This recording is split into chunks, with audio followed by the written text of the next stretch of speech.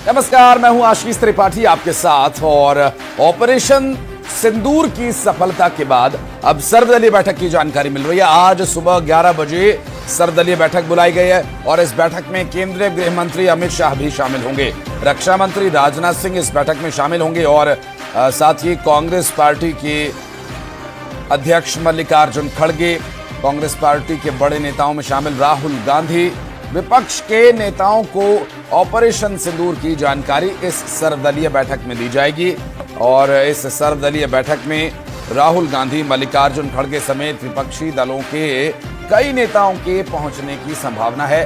और देखना होगा कि इस ब्रीफिंग में, इस मीटिंग में क्या कुछ तथ्य सामने आते हैं, क्योंकि जो विपक्षी दल हैं, INDIA गठबंधन के जो घटक दल हैं, वे सभी इस कार्रवाई से संतुष्ट हैं। इस कार्रवाई को लेकर वो सहमति जता रहे हैं, एकजुट हैं। देश की इस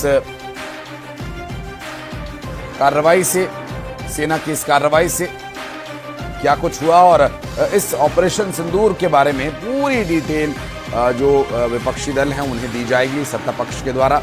और ये लोकतंत्र की खूबसूरती है कि जब देश साझा तौर पर, संयुक्त रूप से कहीं पर कार्रवाई करता है तो उस कार्रवाई को लेकर विपक्षी दलों को इसके बारे में जानकारी दी जाती है। और आज सुबह 11 बजे होने वाली बैठक में ये सभी तथ्य भारत सरकार की तरफ से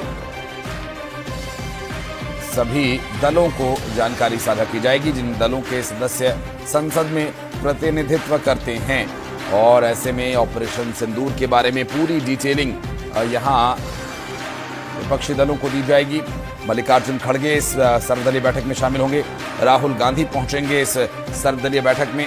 और जिस तरह से ऑपरेशन सिंदूर चला करके टेररिस्ट कैंप्स को नेस्तनाबूद किया गया, उन कैंप्स पर कार्रवाई के लिए क्या, कैसे, कब तय हुआ, उसका एग्जीक्यूशन कैसा रहा, ये सभी विषय आज की सुबह 11 बजे होने वाली सर्वदलीय बैठक में बताया जाएगा। अशरफ काज़मी हमारे सहयोगी लगातार हमारे साथ जुड़े हैं। अशरफ, आज के जो सर्वदलीय बैठक बुलाई गई है, INDIA घटक दलों के वहां पहुंचने की संभावना है, कौन कौन से दल, कौन से नेता यहां पहुंच सकते हैं, क्या डिटेल्स मिल पा रही हैं 11 बजे होने वाली सर्वदलीय बैठक को लेकर? आशीष, देखिए, सर्वदलीय बैठक जो है सुबह 11 बजे करीब संसद भवन में होगी और आज इस बैठक का जो मुख्य उद्देश्य है वो सरकार का है कि किस तरह से उन्होंने पहलगाम आतंकी हमले का बदला लिया है। जो आतंकी नेटवर्क थे, जो उनके लॉन्च पैड थे, जो उनके मुख्यालय थे, चाहे वो जैश के हों, हिजबुल के हों, लश्कर के हों, उनको किस तरह से नेस्तनाबूद किया गया और वहाँ पर आतंकियों को के जो आगा थे वो कैसे मारे गए। तो उस पूरी एक एक चीज़ उनको डिटेल में बताई जाएगी। हालांकि कल फौज ने की तरफ से, जो सरकार की है, आर्मी की तरफ से ब्रीफिंग दी गई थी, लेकिन वो ब्रीफिंग क्योंकि मीडिया को की गई थी तो वो बड़ी सीमित होती, जितनी ज़रूरी होता है उतना ही बताया जाता है। लेकिन ये सर्वदलीय बैठक है, यहाँ पर तमाम बड़े नेता मौजूद रहेंगे। इसमें अमित शाह भी होंगे, राजनाथ सिंह भी होंगे, वित्त मंत्री भी होंगी। तो यहाँ पर विपक्ष को वो एक एक पहलू के बारे में बताएंगे कि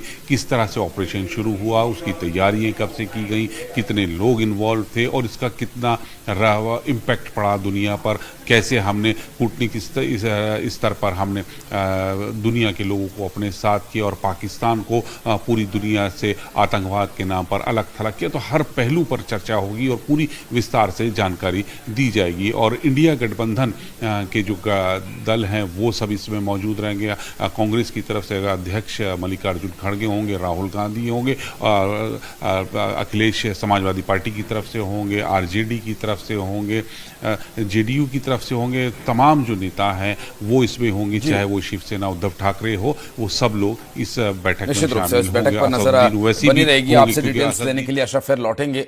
बहुत शुक्रिया फिलहाल आपका इस पूरे मामले पर जानकारी देने के लिए। ऑपरेशन सिंदूर, जिसके तहत भारतीय सेना ने आतंकियों से 22 अप्रैल का पूरा बदला लिया, आखिरकार कैसे इस पूरे ऑपरेशन को अंजाम दिया गया, कैसे सेना ने आतंकी ठिकानों को किया तबाह बर्बाद।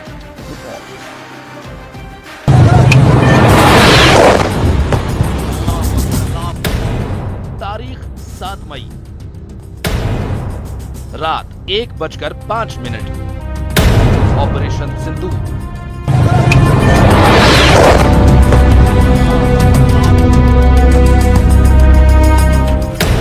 सेना के वो 25 मिनट।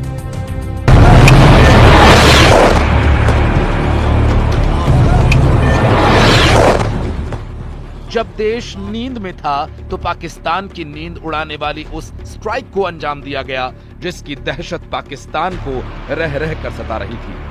एक के बाद एक 9 ठिकानों पर धमाकेदार हमला किया गया।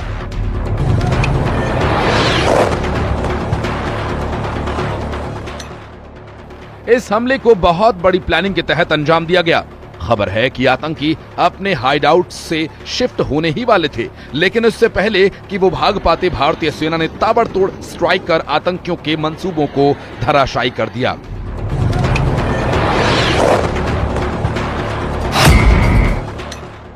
आतंकियों के ठिकानों को तबाह बर्बाद करने के बाद अब हर कोई इस ऑपरेशन के पीछे की कहानी जानना चाहता है और उन 25 मिनट्स की कहानी विदेश सचिव विक्रम मिस्री, कर्नल सोफिया कुरैशी और विंग कमांडर व्योमिका सिंह ने प्रेस कॉन्फ्रेंस में बताई। पूरे ऑपरेशन को परत दर परत मीडिया के सामने रखा। एक समूह ने खुद को रेजिस्टेंस फ्रंट टीआरएफ कहते हुए इस हमले की जिम्मेदारी ली है। यह समूह संयुक्त राष्ट्र द्वारा प्रतिबंधित पाकिस्तानी आतंकवादी समूह लश्कर-ए-तैयबा से जुड़ा हुआ है। यह उल्लेखनीय है कि भारत ने मई और नवंबर 2024 में संयुक्त राष्ट्र की 1267 कमेटी की सैंक्शंस मॉनिटरिंग टीम को अर्धवार्षिक रिपोर्ट प्रस्तुत की थी, जिसमें टीआरएफ के बारे में साफ इनपुट दिए गए थे। इससे पाकिस्तान स्थित आतंकवादी समूहों के लिए कवर के रूप में टीआरएफ की भूमिका सामने आई थी। इससे पहले भी दिसंबर 2023 में भारत ने इस टीम को लश्कर-ए-तैयबा और जैश-ए-मोहम्मद के बारे में सूचित किया था, जो टीआरएफ जैसे छोटे आतंकवादी समूहों के माध्यम से अपनी गतिविधियों को संचालित कर रहे हैं। इस संबंध में 25 अप्रैल को यूएन सिक्योरिटी काउंसिल प्रेस वक्तव्य में टीआरएफ के संदर्भ को हटाने के लिए पाकिस्तान के दबाव पर भी ध्यान दिया जाना चाहिए। कर्नल सोफिया कुरैशी ने बताया कि कैसे रात 1:05 से लेकर 1:30 के बीच आतंकियों के 9 ठिकानों को तबाह बर्बाद कर दिया गया।